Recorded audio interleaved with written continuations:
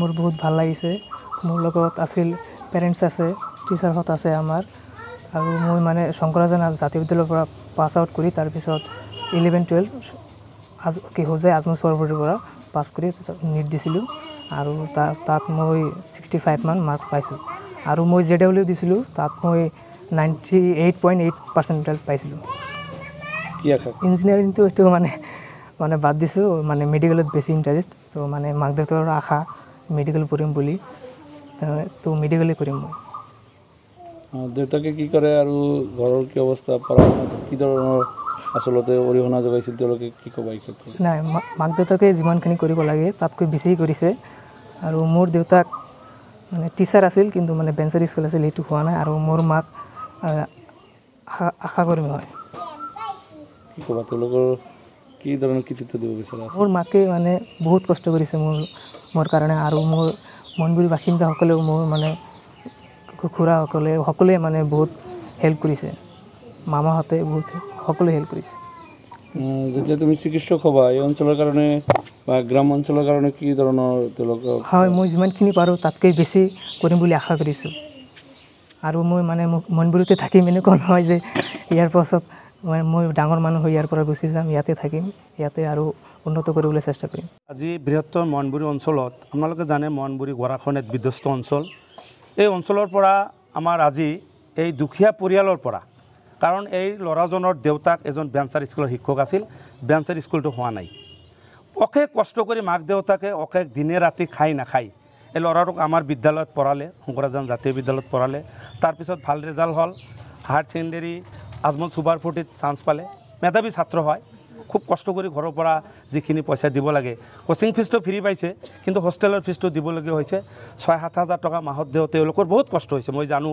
মাজে মাজে শ্বেয়াৰ কৰিছে আৰু আত্মীয় স্বজনবিলাকে হেল্প কৰিছে আৰু এই অঞ্চলৰ ৰাইজৰ অশেষ আশীৰ্বাদ আছে আমিৰুল ইছলামৰ ওপৰত গতিকে আমি আজি ইমান আনন্দিত হৈছোঁ এইখন ঘৰত আহি আপোনালোকে চাইছে ঘৰৰ অৱস্থাটো কেনেকুৱা পাকঘৰ নাই থাকিবলৈ ভাল ঠাই নাই আৰু মাটি ভেটিবিলাক বহু বছৰ আগতেই ব্ৰহ্মপুত্ৰ নদীয়ে বেকী নদীয়ে গৰাখহনীয়াত সব বিধ্বস্ত কৰি আজি কোনোমতে পশ্চিম মনগুৰি এইখিনি ঠাইত মানে এওঁৰ দেউতাক মাক দেউতাকে চলি আছে মূৰৰ ঘাম মাটিত পেলাইছে আৰু দিনে ৰাতি কষ্ট কৰি এই ল'ৰাটোক আজি এটা জনমানসত আমাৰ মনগুৰি অঞ্চলত এটা গৌৰৱ কৰি আনাৰ কাৰণে যে সক্ষম হৈছে তাৰ কাৰণে আমি আজি বহুত আনন্দিত আমি আজি ইয়াত এইখন ঘৰত আহি আমি বিদ্যালয়ৰ তৰফৰ পৰা আমি উপস্থিত হৈছোঁ আমি তেওঁলোকক সম্বৰ্ধনা জনাইছোঁ আৰু মনৰ আনন্দত আমি আজি কি ভাষাৰে ক'ম আমিৰুল ইছলামৰ আমি দীৰ্ঘায়ু কামনা কৰিছোঁ এজন ভাল ডক্টৰ হ'ব এই অঞ্চলত দুখীয়া মানুহক চিকিৎসা কৰিব তেওঁ যেহেতু এটা দুখীয়া পৰিয়ালৰ ল'ৰা চহৰ অঞ্চলৰ ল'ৰা হিচাপে মই অনুৰোধ কৰিম তুমি ডাঙৰ মানুহ হোৱা আৰু চহৰ অঞ্চলৰ ল'ৰা ছোৱালীক এই গৰীব দুখীয়া মানুহক তুমি ফ্ৰী ভালকৈ তুমি চিকিৎসা কৰিবা বুলি আৰু ভাল ডক্টৰ এটা সুনাম অৰ্জন কৰি ডক্টৰ হ'বা বুলি মই আশা কৰিছোঁ আৰু আমাৰ ছাৰ বাইদেউসকলেও আশা কৰিছে মাক দেউতাকসকলৰ মনৰ আশা এজন ভাল ডক্টৰ হ'ব এইখিনিত আমি আজি মনগুৰি বৃহত্তৰ অঞ্চলৰ হৈ আমিৰুল ইছলামক আমি ধন্যবাদ দিছোঁ তেওঁ ভৱিষ্যতে ডাঙৰ ডক্টৰ হ'ব আৰু এইটো খাটাং তেওঁ যেই মেইনছতো এজন ল'ৰাই 99% পাইছিল কিন্তু তেওঁ এতিয়া নিটত মাক দেউতাকৰ মনৰ আশা মেডিকেল পঢ়িব গতিকে দুটা বিষয়তে তেওঁ কৃতকাৰ্য হৈছে কিন্তু নিটত 665 নম্বৰ পাই তেওঁ যেটো কৃতিত্বতা বা সুনাম কৰি আনিলে তাৰ কাৰণে মই মাক দেউতাকক আজি মই আমাৰ বিদ্যালয়ৰ তৰফৰ পৰা অশেষ ধন্যবাদ জ্ঞাপন কৰিছোঁ মই অনুৰোধ জনাম আমাৰ বাগবৰ সমষ্টিৰ সন্মানীয় বিধায়ক শ্বেৰমান আলী আহমেদ তেখেত যথেষ্ট